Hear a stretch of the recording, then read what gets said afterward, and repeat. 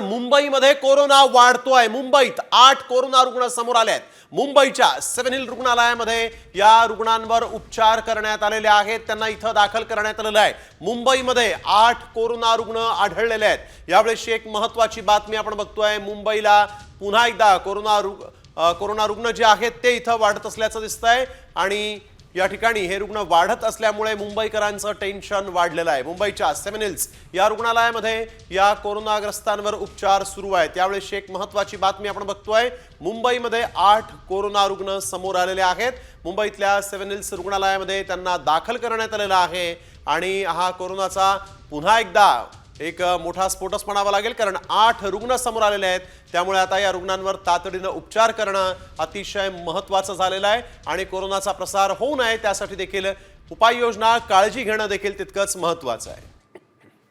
वैदेही काणेकर आमच्या प्रतिनिधी आपल्या सोबत यावेळी जोडले गेलेले आहेत। वैदेही, काय अधिकची माहिती आपण बघतोय? 7 पेक्षा अधिक कोरोना रुग्ण जे आहेत ते इथं समोर आलेले आहेत।